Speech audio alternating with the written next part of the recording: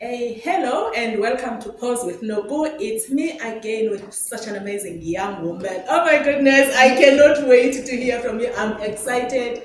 This is a place where we pause and reflect and listen to such people who are doing amazing things. I'm talking about the movers and shakers. Girl, welcome to Pause with Noku. Thank you so much. I'm so glad to be Listen, here. I don't think you know what is happening, is it? I'm so overjoyed. Listen, please introduce yourself. Who is this young woman? Yeah. Hi guys, my name is Laurenne Yomi Mvete. I am 22 years old, born in Cameroon, raised in the States, Maryland, and I am starting a foundation called Founders Without Borders to enable the next generation of change makers to solve social issues by a community first approach. Oh, wow. At 22. Yes. At 22. Listen, we met, when was it? Was earlier last month? Yeah. Sometime last month. And I was like shocked and amazed at the same time by this young woman. All the way. Like you have no fear. How is it? How does this thing how did you decide that you want to travel to South Africa? Since when were you how old? Yeah, it was honestly a calling that was like a seed that was planted in my head. I've been wanting to go to South Africa for a while. I think 2 years now. I was going to do a Fulbright program where you can teach abroad and then do research. They'll give you a stipend. But I didn't have a mission yet. It just wasn't the right timing. And when I finally got a mission to come to South Africa, everything just fell into place. So I started entrepreneurship. I started taking entrepreneurship classes, and it was a serendipity moment. So I went to, once I took a capstone class, my senior year project, I was obsessed with that. I was like, entrepreneurship is my thing. I love it's like a scavenger hunt. It's like puzzle pieces. You have to figure out what works and what doesn't work. So you have to, there's so much aspects to entrepreneurship that I just love because it's about creating things and putting things turning your dreams into reality, which is something that I'm just obsessed about. Yeah. And then once we had our winter break, and I just started thinking, I was like, what is it that I need to do and create? What is that calling to me? And marginalized communities was something that really just resonated with me, understanding that marginalized communities don't get the same access to opportunities as their counterparts, but they're the ones in the rooms. They're the one doing the pitch competitions. They're the one really taking advantage of it. And I was like, the university has so many resources that you cannot leave your university knowing that there's a lawyer in sight, there's places to code, there's just all these resources. Once you leave college, you won't have the same access. Also, your peers are right in front of you that you can motivate from, that you can co-create. So I wanted to create that entrepreneurship community at my university. So once I started doing that, I was like, okay, what's next? I went to Cameroon about 2 years ago, and it just ignited something in me too. I was just like, wow, this is what survival entrepreneurship looks like. There's so many facets of entrepreneurship. And once I started getting to that again, I'm like 0 to 100. So once I have something in my mind, that's all I think about. I dream about it. I go to sleep. It's like I dream. I wake up. I think about it. I'll stay up all night, just like having ideas. And then I started connecting with all the entrepreneurs that I could at my university.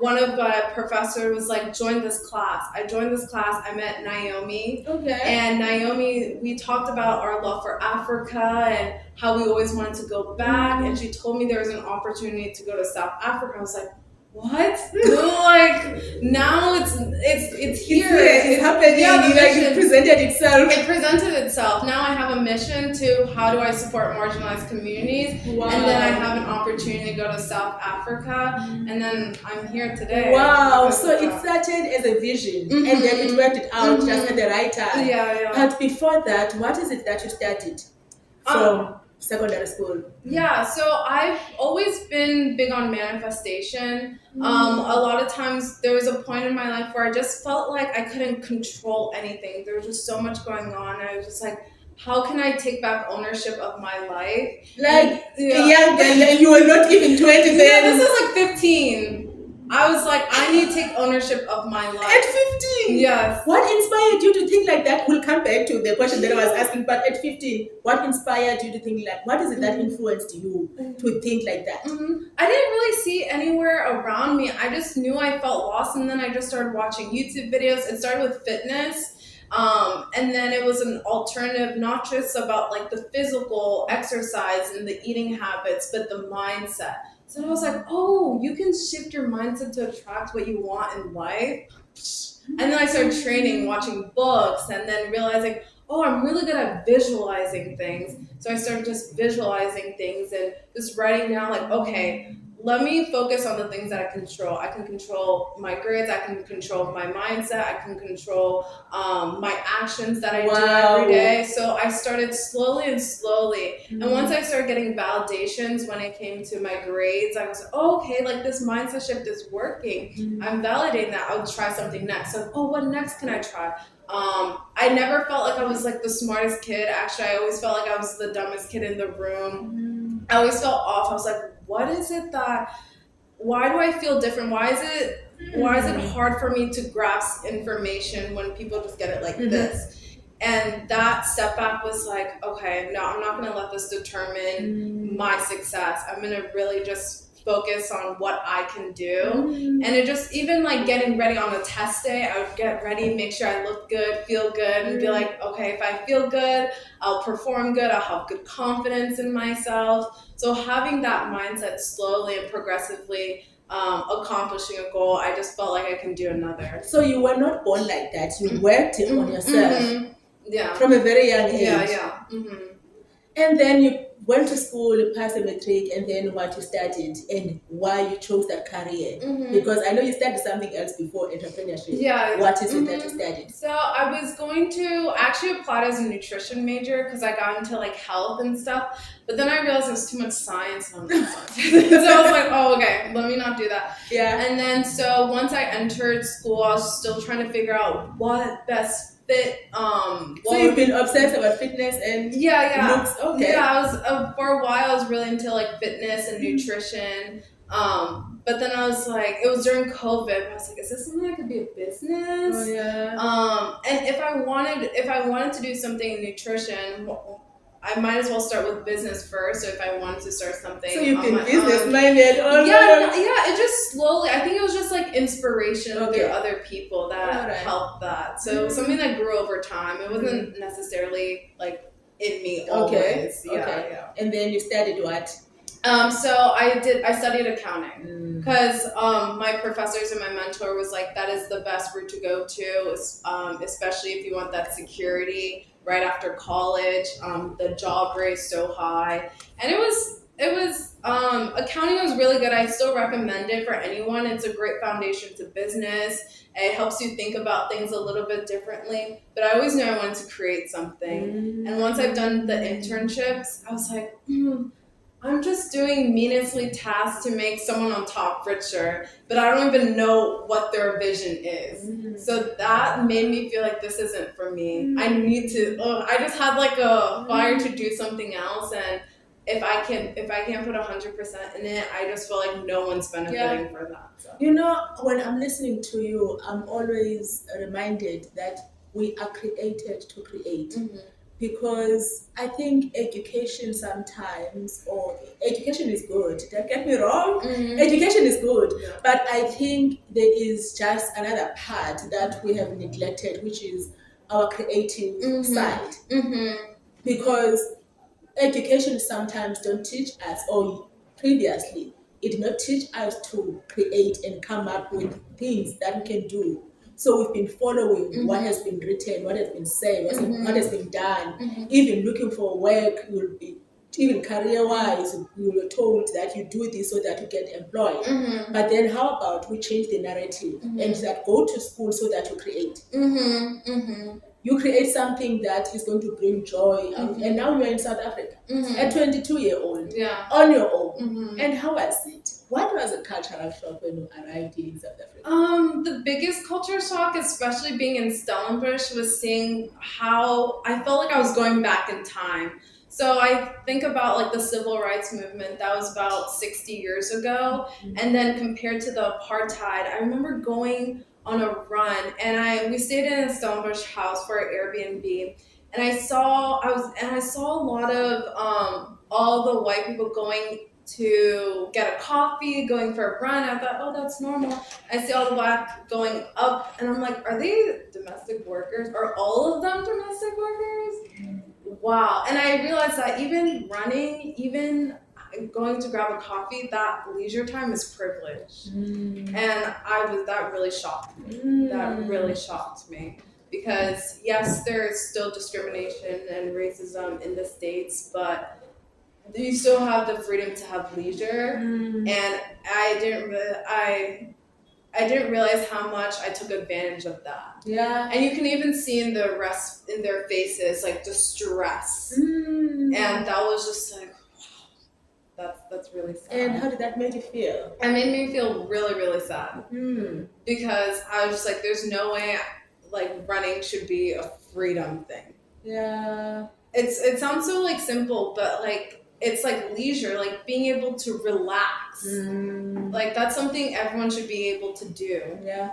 And that's something not everyone can do. Not a privilege. Yeah. Not for some. Yeah. And then you went to Kayamandi for the first time. Yeah. And that was so sad to see the shacks, to see that and to see how after speaking to a lot of the locals, I got to learn more about the history of it. Because you can do research, but it's so different. I did my research about South Africa before I came here, but then talking about, what does that look like to be displaced? When I talked to Eon Hendrickson, said, yes, they're not only are they displaced, but now they don't have access to hospitals. They don't have access to a grocery store. They don't have access to that. I was like, wow. Like, seeing their everyday life, and that's why I came here to really see how that looks like, not just from a paper perspective, but a real life perspective. And now you've been traveling around Cape Winelands, Cape Town, and all of those things. And what do you think? What is in your mind when you think about, okay, now I'm in South Africa, I've seen this, I've experienced this and that, and then what is in your heart? Yeah, I think the biggest thing that I learned here, especially like interning at the Co-Create Hub, is ownership.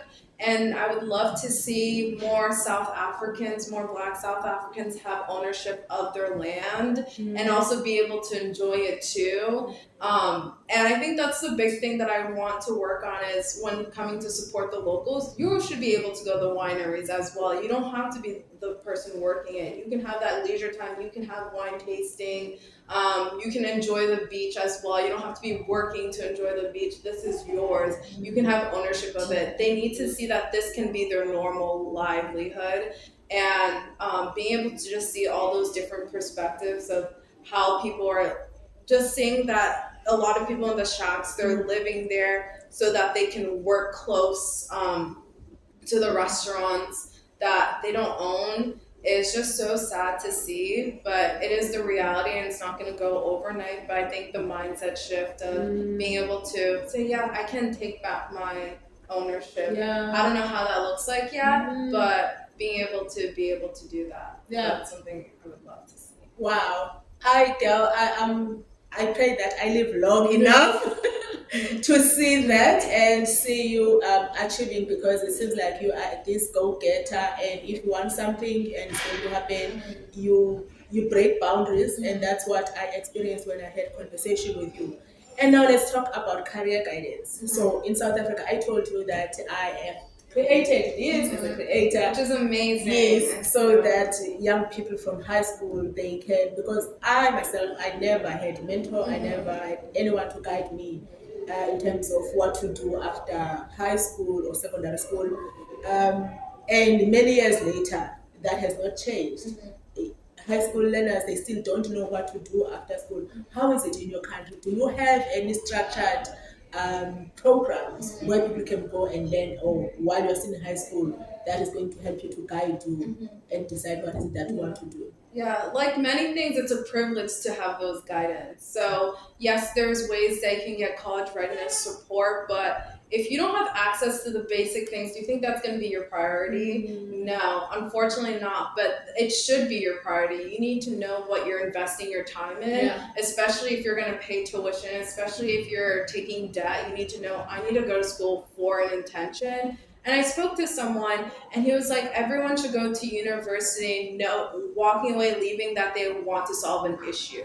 So it should be already, like me doing my master's now, I'm going with intention, knowing that I'm going to walk out away with a goal, an outcome in mind.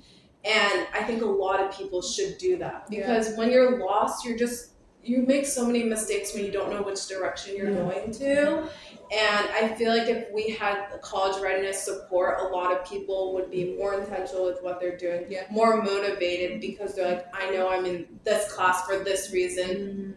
A lot of people, they're like, I'm just taking this class because it's an elective, because it's something that I have to do. But you're not fully engaged.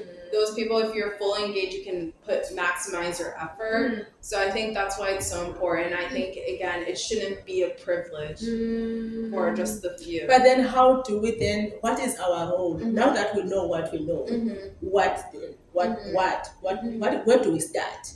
How do you see this working practically, so that even the disadvantaged girl or boy who's going to watch this conversation, that they can, because the whole purpose behind this Pause With Noku is to listen and get up and do something that you saw that you feel like you needed to do, but there was no support. So practically, how do you think we can do that? Because this is one for me, one of the platforms that I'm creating, so that people can access YouTube, because people now they have access to Wi-Fi and smartphones. Yeah, I think exactly what you're doing now is building that awareness, meeting them where they're at. Where are they? They're always on their screens. They're always on their phones. And they like to have a representative, like someone who can represent them, and someone who looks like them, that are achieving goals that they might have not thought of, or they thought of, but they didn't think that they could achieve. So having people who have been in their same position in the past tell their story of their why and why they got here and the benefits of it, and engaging with other peers. I think if you see a community, I think community is so important, which is one of my big things that I'm trying to learn, is how do you build a community and what does that look like? And when you have a group of people who have the same goal as you that can keep you accountable, it's so important. So the company you keep. Motivate, keep you accountable, and also people that you can aspire to be. So having that peer collaboration, that space, meeting them where they're at, those are really important skills. And also sustainability, that's also something I've been trying to wrestle with. What does that mean to keep things long-term? How do we actually keep those long-term outcomes instead of just thinking short-term? And that goes with the mindset. And now you have to know their psychology. Which is all about entrepreneurship. You have to know the psychology of someone. You have to know how to story tell. You have to know how to market. You have to know like analytics. You have to be creative. There's no career where you get to do all of it. I mean, like usually with like accounting, you don't have to be creative, you don't have to be personable, you can just stick to being analytical. With maybe just marketing, you have to know the psychology of people, but you don't have to. I mean, yes, there's analytics to it, but there's so many more aspects to it that you don't have to engage in. But entrepreneurship, you have to be self-aware. You have to know yourself. You have to know what you're good at, what you're bad at, how your energy levels. And I think you have to know yourself fully. And I think that's why everyone can tap into entrepreneurship and bring entrepreneurship to any career path that they have. So offline, you said something about off camera. You said something about you want to bring other young people and collaborate. Tell us more about that. So my big reason of coming here is I realized that a lot of time, like I want to solve all these issues, but I'm like, I'm just coming with so many biases and saying, what around me works. But am I actually going to the community who are actually being affected by these social issues? Because their mindset is different. The way that they solve issues is different. And again, a lot of the time we're not giving them ownership. we're taking and then we're walking away with that and we're reaping all the benefits. So when you want to solve issues, I think it's important to actually go to the community who is actually being impacted by them and bring them into the room and help them also solve the issues too, because when you leave, they're still going to be stuck there. So that's something that I really want to instill in people and instill in myself. So that's why it was important for me to come here, do the interviews, connect with local entrepreneurs like yourself, and understand their mindset and understand, okay, if I'm going to solve an issue, I'm going to come to you first. So. I think that is good. By the way, I'm doing community development studies, and previously, people used to go to the disadvantaged communities and decide. Like you said, you come with your biases and all of those stereotypes and all of those mentality. Then you think that these people, this is what they need, and you come up with a solution without including them. But now development now says you get to hear from the people that are affected by these conditions or situations or circumstances, and you hear them what is it that they want, so that it's not your view, it's not your idea, but you work together. Because if it's you, then you'll always own that and you'll always be responsible for that, and you involve people in the process, and they can share what is it that they want. We had an amazing session with third year students here in Syracuse University this afternoon, and we're asking them about the challenges that they have noticed, that they are aware of. They said things that I didn't even think of, because you involve them, because they are the ones who are affected by these issues. And it's amazing to listen to people and then deciding that this is what they want, and I think that is profound. Just to get them involved in the room, and then you come up together, you work together, because truly the mentality is not the same, and you are big on working on the mentality. And I believe that whatever we do or do not do, it starts in the mind. If you believe you can do it, you do it. If you don't believe, then it will not happen. And that's why I started my Why Not Me. Oh wow! Tell us about Why Not Me. So tell us. They don't know what is it. So I started an organization called the Multicultural Innovators Association, because I wanted to highlight underserved entrepreneurs and innovators. And a big thing about entrepreneurship, the hardest part is starting. The hardest part is thinking, yes, this is something that I can do. And I remember my college essay I wrote was, why not me? Why can't I do it? So that was the personal essay that got me into colleges. And that was a big thing that's still in my head. Every time I do something that I think is scary, I'm like, well, there's other people who's done it, so why not me? Like, we're all born the same. Like, yes, we. And what would be the answer to that question when you ask yourself that? Why not me? Is just like, yes, I can. I have the capability of doing it. I've already proved that I can. I already proved to myself that I can accomplish the challenges that I have. So why not? Like, all you have to do is develop that skill set, but starting is the hardest part. Oh, yes. So once you get that fuel to start, then it's just like enjoy the mistakes, enjoy the journey, because that's the fun part. Because once you get that final prototype, you're gonna be like, oh, what's next? Tell me about it, because even starting this conversation, Pause With Noku, it's been years. It's been years, but the fear, the doubts, all of the delays, I'm like, am I good enough? Can I hold these conversations? What am I going to say? If I switch on the mic, and then what? What impact? But now I believe it's the right time, because you are even here now. Because it's been long coming, but I was scared. And now I think that's an important question that I want the viewers of this channel to keep asking themselves, why not me? And I think that's the beginning of everything. Why not me? If you feel like I cannot do that, I cannot start a Syracuse University, I cannot start my business, I cannot drive, I cannot have this, then ask yourself, why not me? I used to think I wouldn't be good enough to make honors at school, or even accounting. I was like, me in accounting, that's the hardest major. Why would I be able to? I've never been good at school. But then I was like, why not me? Like, all I have to do is, okay, think about the steps that you can take. I do mind map. I'm so big on like vision boards, mind map, visualizing. Even when I even before I came to South Africa, only listening to Afrobeats, solo piano, only thing I was listening to.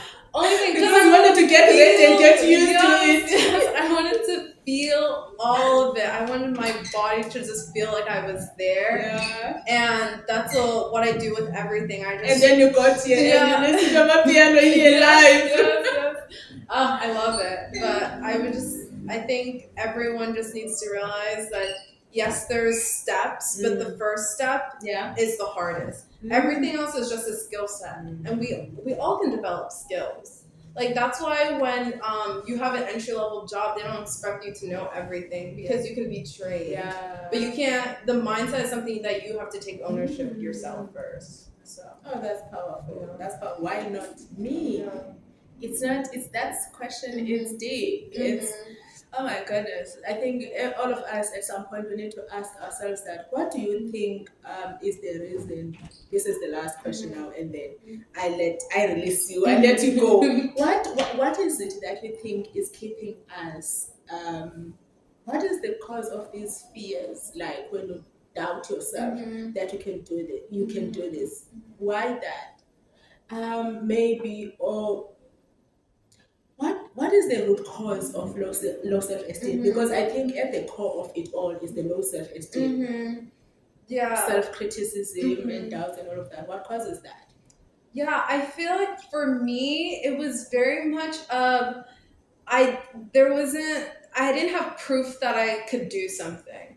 So that's why it takes little steps, like a video game. Like you complete one level, you move on to the next. So I think it's first not being able to believe that you can do it. And how else can you believe that you can do it unless you actually take the leap and do that? And as well as limited beliefs, thinking that you're not deserving of it, thinking that other people are more deserving than you are, and embarrassment, fear of failure, fear of needing approval from other people. Yeah, that validation. Yeah, that validation that you're enough, and that's something like it's an ongoing journey of working on. And right now, like again, I've been like just doing content and stuff, and it's just so hard. But I was like, well, I have to do it. I have to. Sometimes you can't let the it's. I read a lot of books about like negative talk and things like that. But I like to something I learned is like take that voice, take it outside of yourself, and then talk to it like it's a person. And then be like, wait, why would this? Or write it down and be like, what? That's not. Why would I say these mean things to myself? So there's a lot of different exercises that you can do with these limited beliefs. You just have to take it aside, and because your brain is trying to keep you in a state of comfort and to release. And when I think entrepreneurship, one thing big about entrepreneurship is their best skill set is taking that risk, being uncomfortable, discomfort. And it's so easy to be comfortable. I've never met a 22-year-old like this. I think you are just a 22-year-old who is trapped in a 50-year-old body. There's just no way. And I can see that you've got all the support from home. You've got such an amazing mom who is supporting you. Because sometimes some kids, they can't fully live their lives because the people that we love, sometimes they become the stumbling blocks that, no, you are too young, I cannot let my child go, Africa is dangerous, and all of those things. How can I live without my baby? But your mother released you, and then you were free to come. You are blessed in that sense. So what else do you want to tell South Africans who are going to listen to this and Americans who are going to reach this worldwide, because this is going to worldwide? That's just a message now for everyone who's out there from your heart. I would say if you have anything you want to start, just get started and let everything else unfold. And then let yourself be challenged. And once you've challenged yourself and you completed the first step, everything gets easier. At least your mindset of it gets easier. You know that, oh, I was able to accomplish this, I can accomplish this as well. And again, why not you? You can do whatever you set your mind to. And I know there's so many barriers for you, but you have to be that representation for those who are going to walk the next step. So. On that note, why not me? Yeah, why not you? I love it. Why not me? Yeah. Why not you? Yeah. So you repeat after. Yeah. Why not me? Kel, I love you so much, and I thank you so much. You'll be amazing. So glad. This is